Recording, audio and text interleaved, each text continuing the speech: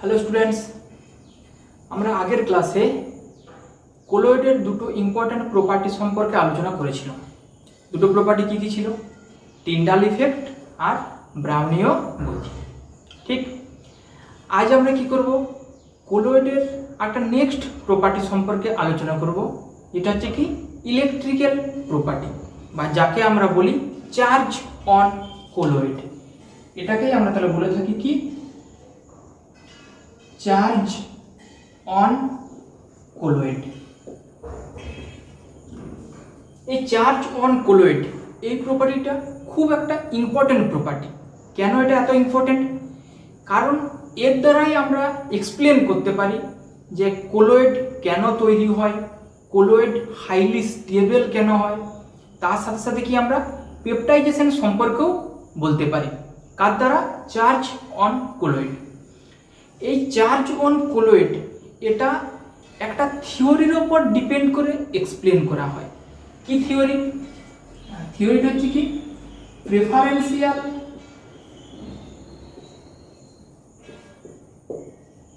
অ্যাডজর্পশন of ions.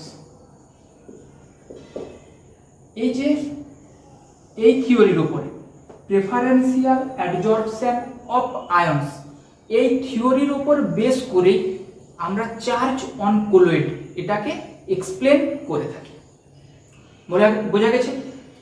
তাহলে এরপরে দেখো কিভাবে আমরা এটাকে এক্সপ্লেন করতে পারি। ধরো একটা AgNO3 সলিউশন আছে, সেখানে কি করছি না আমরা Ki সলিউশন যোগ করছি। এই Kiটা এক্সেস দিচ্ছি, মানে অতিরিক্ত পরিমাণে দিচ্ছি।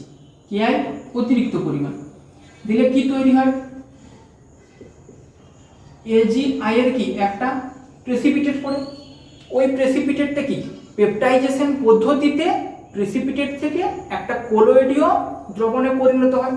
তাহলে আমি এখানকার ডাইরেক্ট বলছি যে এদের বিক্রিয়ায় একটা Agi কি হচ্ছে না একটা কলিয়েডাল সলিউশন তৈরি হচ্ছে। ঠিক আছে, তাহলে কি এই Agiটা কি একটা কলিয়েডাল সলিউশন। এই কলিয়েডাল সলিউশনের একটা বৈশিষ্ট্য আছে যেটা তোমাদেরকে জানতে হবে এবং একটু মনেও রাখতে হবে। ধরে নাও কলিয়েডাল সলিউশন নিয়ে তোমাদের এটা একটা নতুন ইনফরমেশন। কি না কলিয়েডাল সলিউশনের বৈশিষ্ট্যটা হচ্ছে এরকম যে কলিয়েডাল সলিউশন যে ক্যাটায়ন বা অ্যানায়ন দ্বারা গঠিত হয়েছে, আর এটাকে গঠন করার জন্য যে এক্সেস আমরা ইলেকট্রোলাইট দেব, দুজনের মধ্যে যে কমন আয়ন থাকবে সেই কমন আয়নটা কি হবে না ওই কলিয়েডাল সলিউশনের যে সারফেস সেই সারফেসে অ্যাডজর্ব হবে। বোঝা গেছে? তাহলে এখানে এই কলিয়েডাল সলিউশন এটা কে কে নিয়ে গঠিত? Ag প্লাস আর I মাইনাস। এখানে এক্সেস কি দেওয়া আছে? Ki solution. কি এর মধ্যে কে কে আছে? K প্লাস আছে আর I মাইনাস আছে। তাহলে এই দুজনকার মধ্যে কমন আয়ন কি আছে? এখানে দেখো I মাইনাস আছে, এখানেও I মাইনাস আছে। তার মানে এটা হচ্ছে কি এদের কমন আয়ন। তাহলে এই Agi যে কলিয়েডাল সলিউশন, তাহলে ধরো আমি এটা এক অণু নিয়ে করি, তাহলে কি এটা Agi এক অণু, এটা এক অণু Agi। তাহলে Agi কি করবে না ওর যে কমন আয়ন আছে তাকে তার সারফেসে অ্যাডজর্ব করবে। তাহলে এটা আছে তার সারফেস, তাহলে এই সারফেসে কাকে অ্যাডজর্ব করবে? যে আয়নটা কমন আছে। কে কমন আছে? I minus. তাহলে I মাইনাস কে তার সারফেসে অ্যাডজর্ব করবে। বলে বোঝা গেছে? তার মানে কি দেখাচ্ছে না কলিয়েডাল সলিউশন তার যে নেগেটিভ চার্জ, একটা নেগেটিভ চার্জকে কি করছে না তার সারফেসে অ্যাডজর্ব করছে। বোঝা গেছে? এই ঘটনাটাকে বা এই কোলয়েডটাকে আমরা বলি কি না negatively charge colloid. Negatively charged colloid. বোঝা গেছে? তাহলে কি কলিয়েডাল সলিউশন কি করবে? তার যে কমন আয়ন আছে সেই কমন আয়নকে তার সারফেসে অ্যাডজর্ব করবে। দেখো এজিআই কমন আয়ন কে ছিল আই মাইনাসকে কি করেছে তার সারফেসে অ্যাডজর্ব করেছে। এই ধরনের কোলয়েডকে আমরা বলি নেগেটিভলি চার্জ কোলয়েড। ঠিক একই রকম ভাবে ধরো আমি আরেকটা আলাদা কেস নিয়েছি, সেখানে ধরো AgNO3 কে আমরা যোগ করছি কোথায় না Ki সলিউশনের মধ্যে। এখানে এই AgNO3 টা আছে এক্সেস পরিমাণে, মানে AgNO3 টা অতিরিক্ত পরিমাণে আছে, তাকে যোগ করছি কোথায় না Ki সলিউশনের মধ্যে।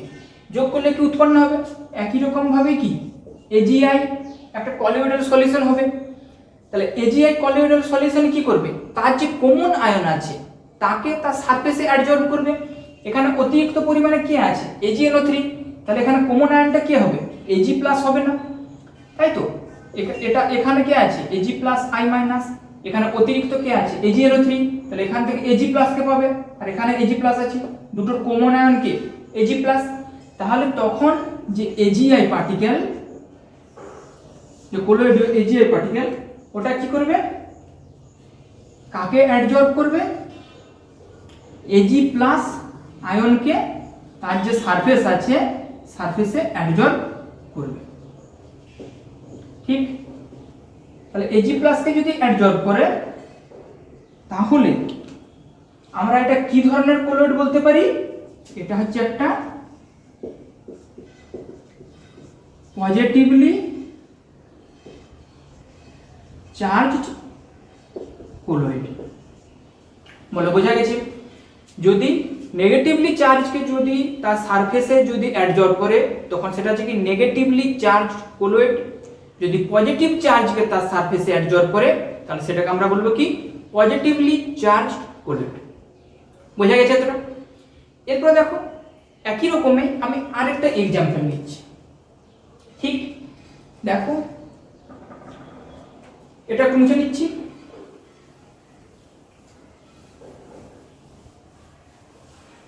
ধরো FeCl3 সলিউশন আছে, এই FeCl3 সলিউশনকে আমরা যদি জলের সাথে বিক্রিয়া করাই কি উৎপন্ন হবে FeOH এর হোল থ্রাইস। এই যে জলটা ব্যবহার করছি এটা কিন্তু হট ওয়াটার, গরম জল হতে হবে, ঠান্ডা জল নয়। কেন, কারণ FeCl3 ঠান্ডা জলে সলিবল হয় না, তাহলে সলিবল যদি না হয় তাহলে এই প্রোডাক্টও ফর্ম করবে না। তাহলে হট ওয়াটার দিলে কিছু সলিবল হয় যে কারণে এই প্রোডাক্ট ফর্ম করে, এর সাথে সাথে HCl ফর্ম হয়। ঠিক আছে, তাহলে এটা তৈরি হলো। এটা তৈরি হওয়ার পরে এখানে কি হবে চার্জ জেনারেট হবে। চার্জ তার কোথায় জেনারেট হবে, তাহলে FeOH হোল 3 এ কি করবে এর যে সারফেসে চার্জকে অ্যাডজর্ব করবে। তাহলে কি ধরনের চার্জ অ্যাডজর্ব করবে না তার যেটা কমন চার্জ আছে, কমন আয়ন আছে সেটাকে অ্যাডজর্ব করবে। এখানে কমন আয়ন কি আছে, এখানেও Fe3+ আছে, এখানেও Fe3+ আছে, তার মানে তাহলে Fe3+ কে অ্যাডজর্ব করবে, তাই তো।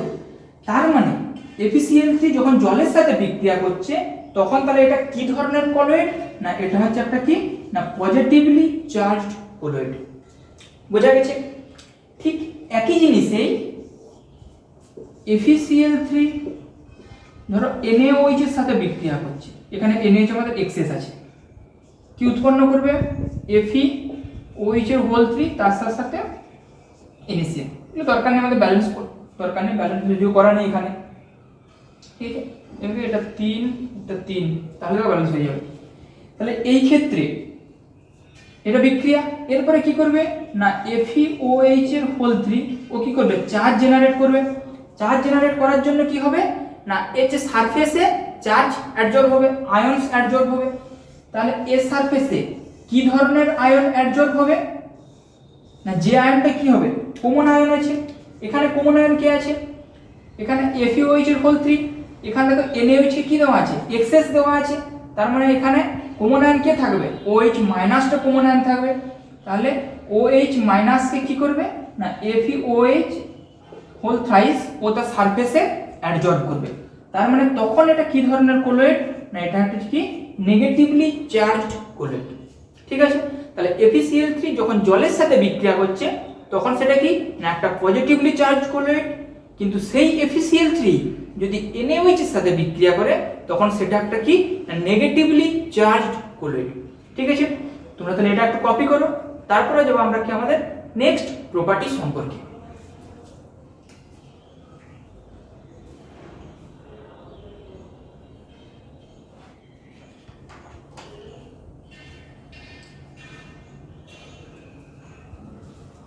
ঠিক আছে, এরপরে দেখো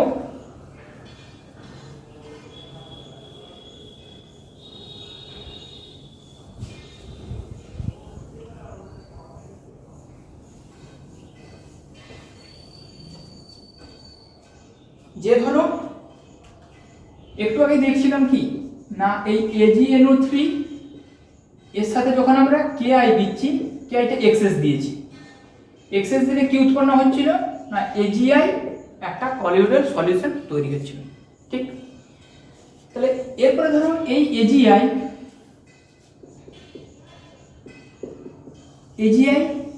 কি করছিল না তার যে সারফেস আছে সেই সারফেসে তার যে কমন আয়ন আছে সেই কমন আয়নকে অ্যাডজর্ব করছে, তাই তো। তাহলে এখানে কমন আয়ন কাকে অ্যাডজর্ব করছিল? I মাইনাস ছিল এক্সেস, তাহলে কি I মাইনাস আয়নকে কি করছে? অ্যাডজর্ব করছে। ঠিক, এতটা বোঝা গেছে।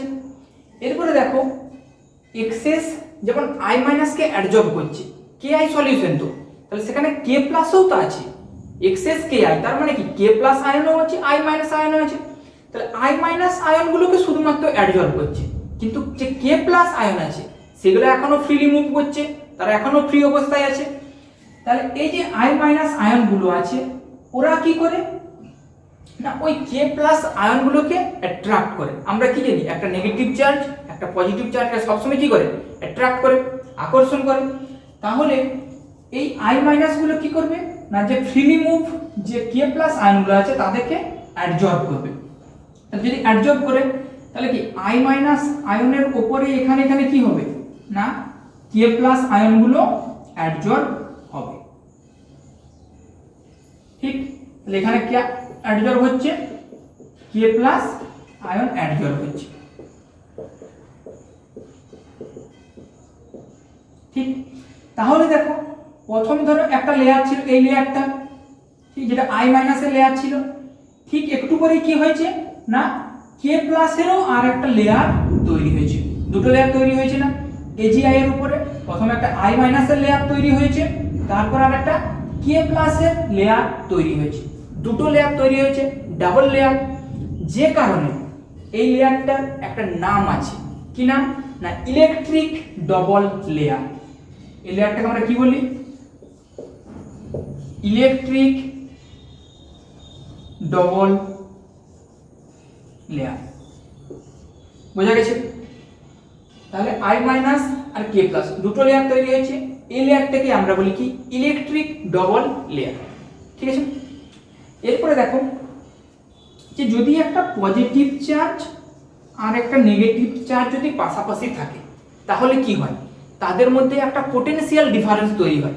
এটা তোমরা আগে ফিজিক্সে পড়েছো, আমি এখানে জাস্ট একবার বলে দিচ্ছি। তাহলে দুটো, একটা পজিটিভ চার্জ একটা যদি নেগেটিভ চার্জ হয় তাহলে তাদের মধ্যে কি হয় না একটা পোটেনশিয়াল ডিফারেন্স তৈরি হয়। একই রকম ভাবে যে ভেতরে যে I মাইনাসের যে লেয়ারটা আছে, এই যে I মাইনাসের যে লেয়ারটা আছে, আচ্ছা এটা জানা যাবে, এটা একটু বলে নিই যে I মাইনাসের যে লেয়ারটা আছে অর্থাৎ যেটা ভেতরে লেয়ার আছে, এই ভেতরে লেয়ারটা হচ্ছে ফিক্সড লেয়ার। এই লেয়ারটা হচ্ছে ফিক্সড, কারণ এই লেয়ারটা একবার যদি ফর্ম হয়ে যায়, একবার যদি তৈরি হয়ে যায়, এই লেয়ারটাকে আর রিমুভ করা যায় না। ঠিক, কিন্তু বাইরে যে K প্লাসের লেয়ারটা আছে সেই K প্লাসের লেয়ারটা হচ্ছে কি ডিফিউজ লেয়ার। এটা হচ্ছে কি ডিফিউজ লেয়ার, অর্থাৎ এটাকে তৈরিও করা যায় আবার এটাকে রিমুভও করা যায়। ঠিক আছে, তাহলে ভেতরের লেয়ারটা হচ্ছে কি ফিক্সড লেয়ার, কিন্তু বাইরে যে লেয়ারটা তৈরি হবে সেটা হচ্ছে কি ডিফিউজ লেয়ার। এটা তৈরিও করা যাবে আবার এটা ব্রেকও করা যাবে। এরপর আমরা যেটা বলছিলাম যে একটা ক্যাটায়ন আর একটা অ্যানায়ন অর্থাৎ দুটো যদি অপোজিটলি চার্জ যদি থাকে তাহলে তাদের মধ্যে কি হয় না একটা পোটেনশিয়াল ডিফারেন্স তৈরি হয়। ঠিক একই রকম ঘটনা ঘটে এখানে। এই দেখো ভেতরের যে চার্জটা আছে, অর্থাৎ যে ভেতরের যে লেয়ারটা যেটা ফিক্সড লেয়ার, সেই ফিক্সড লেয়ারে কি চার্জ ক্যারি করছে? নেগেটিভ চার্জ ক্যারি করছে। বাইরে যে ডিফিউজ লেয়ার আছে, ডিফিউজ লেয়ার কি চার্জ ক্যারি করছে? পজিটিভ চার্জ ক্যারি করছে। তার মানে কি একটা নেগেটিভ একটা পজিটিভ, তার মানে এই দুটো লেয়ারের মধ্যেও একটা পোটেনশিয়াল ডিফারেন্স তৈরি হয়। ঠিক আছে, এই পোটেনশিয়াল ডিফারেন্সটাকে আমরা বলি ইলেকট্রোকাইনেটিক পোটেনশিয়াল, বা এটাকে আমরা বলে থাকি জেটা পোটেনশিয়াল।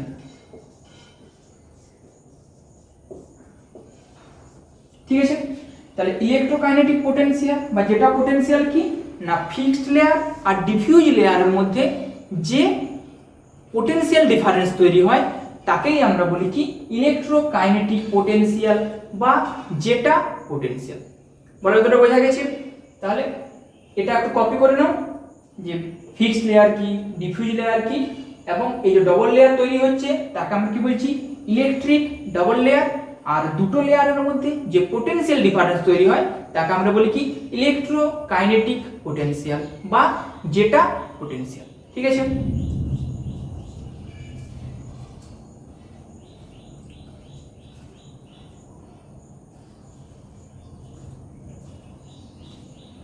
এরপরে দেখো যে কেমন ধরনের কলোয়েড কেমন ধরনের চার্জ তৈরি করবে তার একটা আমরা লিস্ট করে নিই। কেমন ধরনের কলোয়েড কেমন ধরনের চার্জকে প্রেফার করে। ধরো আমি এদিকটা হচ্ছে আমার যে পজিটিভলি চার্জড কলোয়েড, এটা হচ্ছে নেগেটিভলি চার্জ কলোয়েড। ঠিক, ফার্স্ট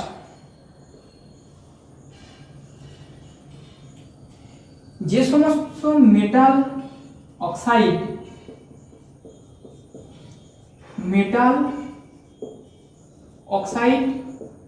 আর যে মেটাল হাইড্রোক্সাইড তারা কি করে না পজিটিভলি চার্জড কলোয়েড তৈরি করে। যেমন AS2O3 TiO2, ঠিক আছে, বা FeOH এর হোল 3। তাহলে এগুলো কি এগুলো মেটাল অক্সাইড, এটা হচ্ছে মেটাল হাইড্রোক্সাইড। তাহলে এই ধরনের মেটাল অক্সাইড বা মেটাল হাইড্রোক্সাইড গুলো কি করে না পজিটিভলি চার্জ কলোয়েড তৈরি করে। নেক্সট, যে আমাদের যে ব্লাড, যেটা আমরা হিমোগ্লোবিন বলে থাকি, হিমোগ্লোবিন কি করে না ওটা পজিটিভলি চার্জ কলোয়েড তৈরি করে। কারণ আমরা জানি যে হিমোগ্লোবিনের মধ্যে কোন আয়ন থাকে? আয়রন আয়ন থাকে না, Fe আয়ন থাকে। তাহলে Fe অ্যাবজর্ব হলে সেটা কি হয়? পজিটিভলি চার্জ হয় না Fe, কারণ Fe কি ক্যাটায়ন একটা। তাহলে ও যদি অ্যাবজর্ব হয় তাহলে কি হবে? একটা পজিটিভলি চার্জড কলোয়েড তৈরি হয়। নেক্সট দেখো, একটা হচ্ছে বেসিক ডাই। বেসিক ডাই মানে ক্ষারীয় ডাই। ডাই মানে কি না রঞ্জক, অর্থাৎ যেগুলো কালার তৈরির জন্য দায়ী আর কি, যেগুলো কালার তৈরি করতে সাহায্য করে। তাহলে একটা basic die methylene blue, methylene blue এটাও কি না একটা পজিটিভলি চার্জড কলোয়েড। ঠিক আছে, একই রকম ভাবে নেগেটিভলি চার্জ কলোয়েড কোনগুলো? ধরো মেটালস, ধাতু, ধাতুর মধ্যে যেমন থাকছে প্লাটিনাম, গোল্ড, সিলভার। তাহলে এই সমস্ত যে ধাতুগুলো আছে ওরা কি করে না নেগেটিভলি চার্জড কলোয়েড তৈরি করে। এর সাথে থাকে কি মেটাল সালফাইড,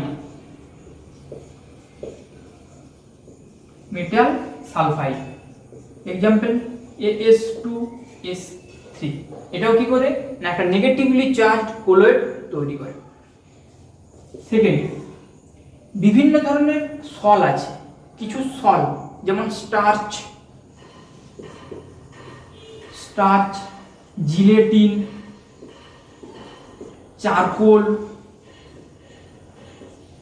মানে এদের সব কি না সল, মানে সল অফ স্টার্চ, জিলেটিন, চারকোল এগুলো সবই কি না নেগেটিভলি চার্জড কলোয়েড। একই রকম ভাবে এখানে যেমন কি ছিল একটা বেসিক ডাই যেটা কি পজিটিভলি চার্জ হিসাবে কাজ করে, সেরকম একটা অ্যাসিডিক ডাই আছে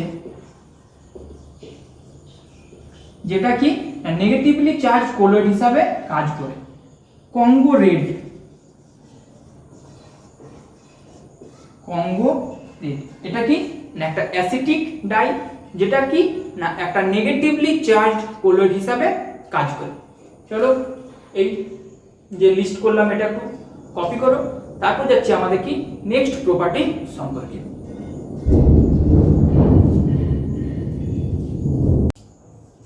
তাহলে দেখো যে আমাদের নেক্সট প্রপার্টি স্টেবিলিটি অফ কলোয়েডস।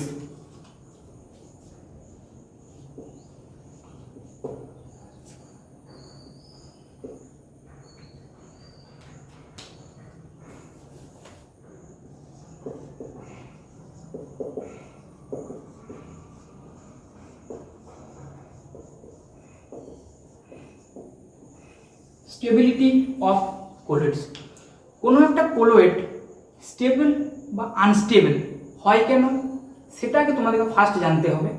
আর ওটা জানার আগেও তোমাদেরকে একটু জানতে হবে যে একটা কলোয়েড আর পিপিটি প্রেসিপিটেট অধক্ষেপ ওদের মধ্যে কি পার্থক্য। কলোয়েড আর প্রেসিপিটেট ওদের মধ্যে কি না একটা খুব খুব অল্প একটা পার্থক্য রয়েছে। কেমন, কোনো একটা ধরো এটা হচ্ছে আমাদের বিস্তার মাধ্যম,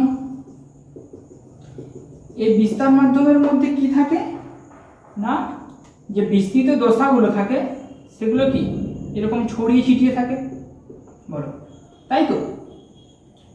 কিন্তু প্রেসিপিটেটে কি হয়, এটা বিস্তার মাধ্যম, এখানে যে বিস্তৃত দশাগুলো আছে তারা কি ছড়িয়ে ছিটিয়ে না থেকে করে কোনো একটা জায়গার মধ্যে কি এরকম সংঘবদ্ধভাবে থাকে, এরকম কি একসাথে অবস্থান করে। তাহলে জাস্ট এইটুকুই পার্থক্য একটা কলোয়েড আর একটা পিপিটির মধ্যে। কলোয়েডের ক্ষেত্রে কি হয় না যে বিস্তৃত দশা থাকে সেটা কি সব সময় চারদিকে ছড়িয়ে ছিটিয়ে থাকে বিস্তৃত দশার অণুগুলো, কিন্তু যখন প্রেসিপিটেট হয় সেক্ষেত্রে কি হয় না বিস্তৃত দশার অণুগুলো কি না একটা জায়গার মধ্যে সংঘবদ্ধ হয়ে থাকে। তাহলে এই বিস্তৃত দশার অণুগুলোকে আমি যদি কোনো একটা জায়গায় যদি সংঘবদ্ধ করে দিই তার মানে তখন কি হবে, কলোয়েড থেকে সেটা কি প্রেসিপিটেটে ট্রান্সফার হয়ে গেল। আবার প্রেসিপিটেটকে আমি যদি অণুগুলোকে যদি দূরে দূরে যদি সরিয়ে দিই, অণুগুলোকে পরস্পরের থেকে যদি দূরে দূরে করে দিই তখন তাহলে কি হয়ে যাবে না প্রেসিপিটেট কোথায় ট্রান্সফার হয়ে যাবে, কলোয়েডে। ঠিক, তাহলে কলোয়েড আর প্রেসিপিটেটের মধ্যে ঠিক এইটুকুই ডিফারেন্স রয়েছে। এরপরে দেখো যে এই কলোয়েডগুলো যদি এরকম ছড়িয়ে ছিটিয়ে করে থাকে তখন ওই যে কলিউডের সলিউশনটা হচ্ছে কি স্টেবল। ঠিক, কিন্তু ওই বিস্তৃত দশার অণুগুলো যদি পিপিটি আকারে তলায় যদি পড়ে যায় তাহলে কি হবে, তখন ওই সলিউশনটা হচ্ছে কি আনস্টেবল। বলো এই জিনিসটা বোঝা গেছে। তাহলে বিস্তৃত দশার অণুগুলো যদি দ্রবণের মধ্যে যদি ছড়িয়ে ছিটিয়ে থাকে তখন ওই দ্রবণটা হচ্ছে কি স্টেবল। বিস্তৃত দশার অণুগুলো যদি নিচে যদি থিতিয়ে পড়ে, যদি অধক্ষেপ আকারে নিচে যদি থিতিয়ে যায় তখন ওই সলিউশনটা কি আনস্টেবল। এতটা বোঝা গেছে। এরপরে দেখো আমরা এই জিনিসটাকেও আমরা চার্জ অন কলোয়েড দ্বারা ব্যাখ্যা করব। তার মানে চার্জ অন কলোয়েড দ্বারা আমরা অনেক কিছুকেই ব্যাখ্যা করতে পারি। ঠিক আছে, তাহলে দেখো ধরো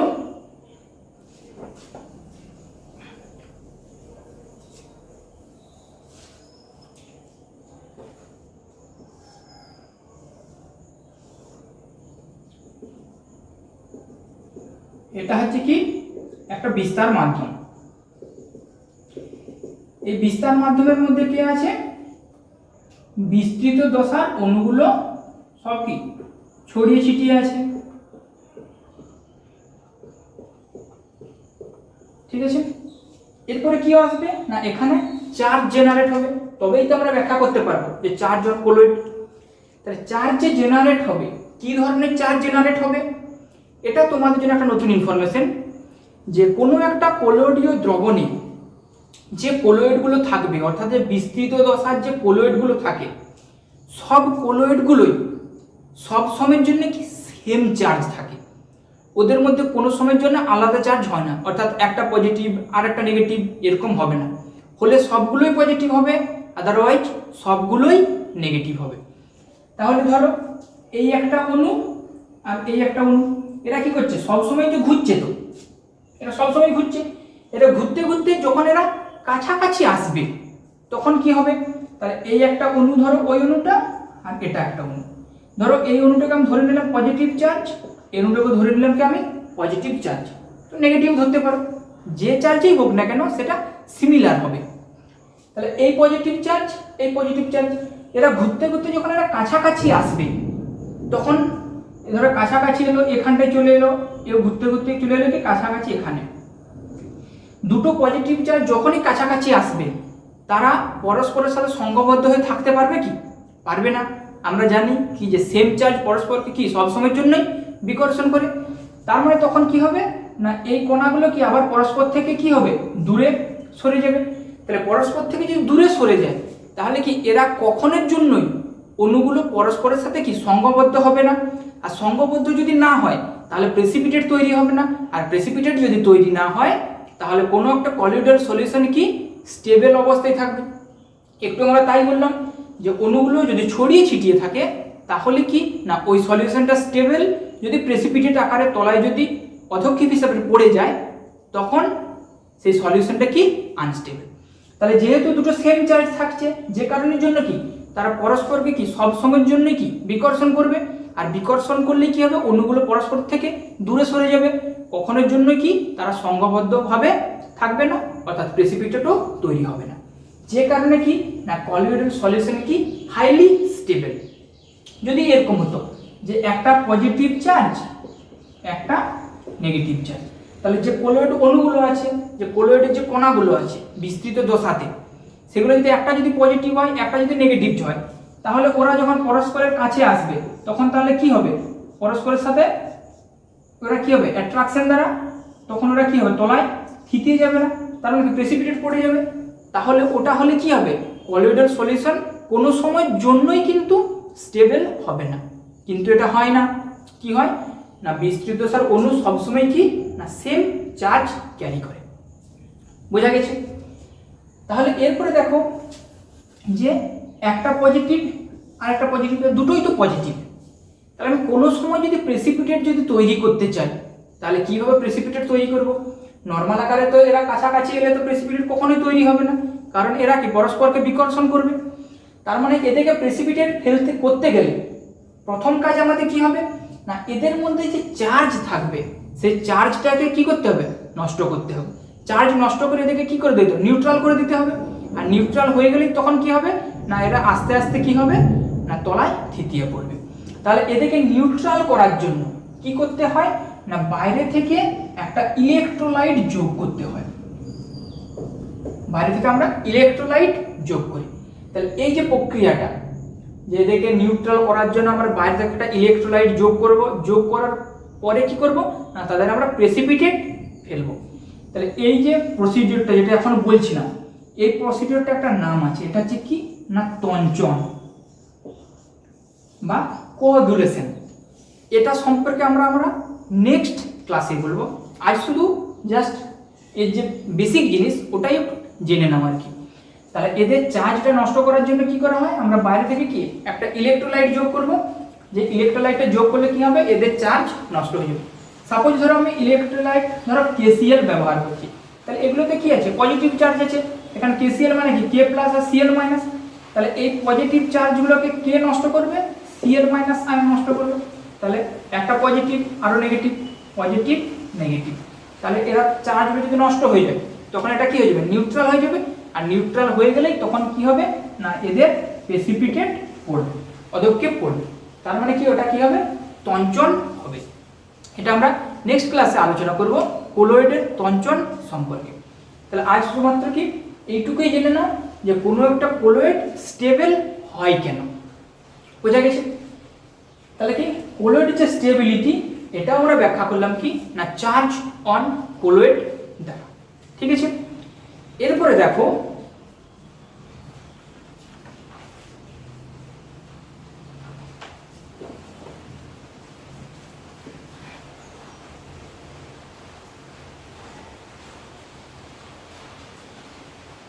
ধরো এটা কি ছিল, একটা সলিউশন ছিল, বিস্তার মাধ্যম। বিস্তার মাধ্যমের মধ্যে কি আছে, এখানে ধরো বিস্তৃত দশা আছে।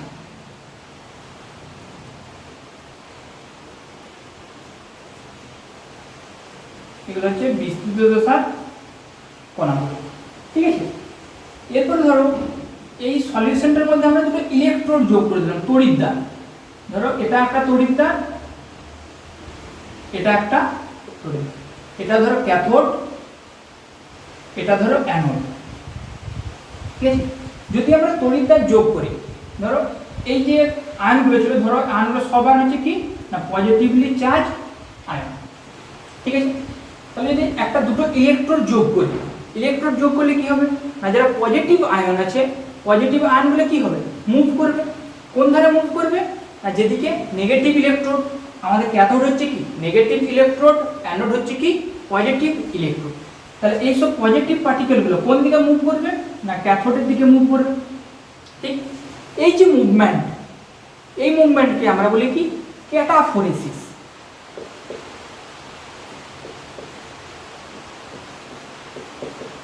ঠিক আছে, তাহলে একটা নতুন টার্ম সম্পর্কে জানলাম কি ক্যাটাফোরেসিস। তাহলে ক্যাটাফোরেসিস কি বলছি, এখানে পজিটিভ ধরলাম বলে আমি ক্যাথোডের দিকে বললাম।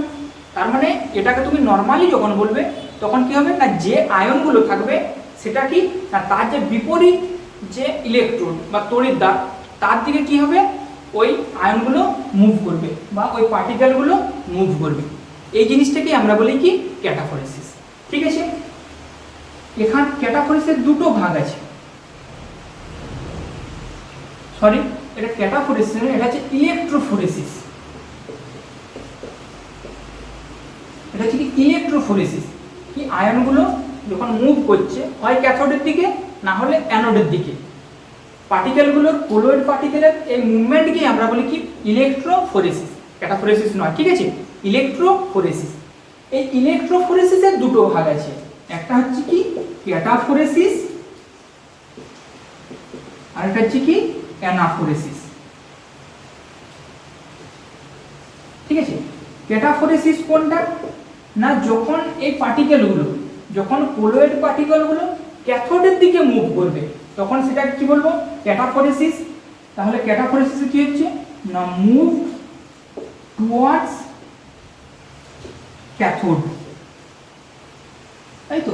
যখন ক্যাথোডের দিকে মুভ করবে তখন সেটাকে আমরা বলবো কি ক্যাটাফোরেসিস। আর অ্যানাফোরেসিস কি না যখন অ্যানোডের দিকে মুভ করবে। ঠিক আছে, যখন কোলয়েড পার্টিকেলগুলো ক্যাথোডের দিকে যাবে তখন সেটাকে বলবো ক্যাটাফোরেসিস, আর কোলয়েড পার্টিকেলগুলো যখন অ্যানোডের দিকে যাবে তখন সেটাকে বলবো আমরা কি অ্যানাফোরেসিস।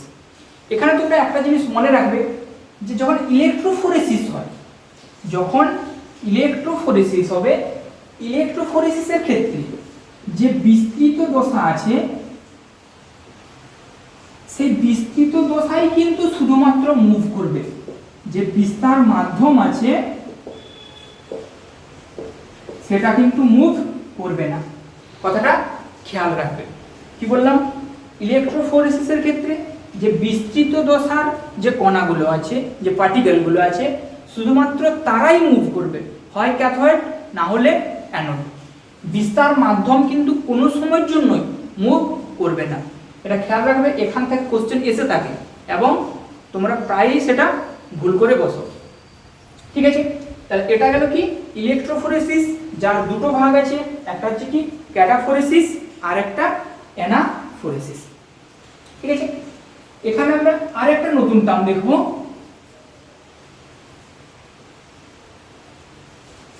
ইলেকট্রো অসমোসিস,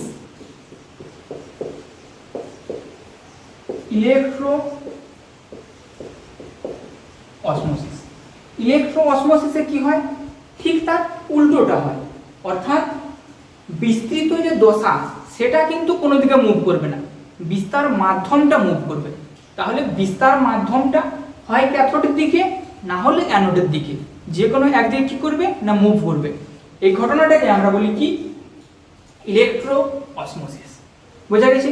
তাহলে ইলেকট্রোফোরেসিসের ক্ষেত্রে কি হচ্ছে, যে বিস্তৃত দশার যে কণাগুলো আছে সেগুলো মুভ করছে, আর ইলেকট্রো অসমোসিসের ক্ষেত্রে কি হচ্ছে, যে বিস্তার মাধ্যমের যে কণাগুলো আছে সেগুলো মুভ করছে। এখানে আরেকটা লাস্ট এবং ইম্পর্টেন্ট টার্ম আইসো ইলেকট্রিক পয়েন্ট, বা আমরা যেটাকে বলি কি সমতড়িৎ বিন্দু।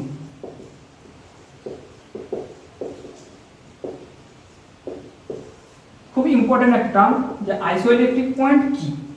আইসোইলেকট্রিক পয়েন্ট কি না, আইসোইলেকট্রিক পয়েন্ট হচ্ছে একটা পিএইচ, একটা পিএইচ, যে পিএইচে পৌঁছালে কি হয় না, ওই কোলয়েডটার যে চার্জ থাকে সেই কোলয়েডটার মধ্যে কোনো চার্জ থাকবে না, আর কোলয়েডটার মধ্যে কোনো চার্জ যদি না থাকে তাহলে কোলয়েডটা ক্যাথোড বা অ্যানোড কোনো তড়িৎদ্বারের দিকে কি মুভ করবে না। তাহলে সেই যে পিএইচ বা সেই যে পয়েন্টের যে পিএইচ তাকেই আমরা বলি কি আইসো ইলেকট্রিক পয়েন্ট বা সমতড়িৎ বিন্দু। আরেকবার শুনে নাও, সমতড়িৎ বিন্দু কি না, সমতড়িৎ বিন্দু হচ্ছে সেই পিএইচ যে পিএইচ এর মানে পৌঁছালে কোনো একটা কোলয়েডের মধ্যে কি কোনো চার্জ থাকবে না, এবং চার্জ না থাকলে কি হবে না, কোলয়েডটা ক্যাথোড বা অ্যানোড কোনো দিকেই মুভ করবে না।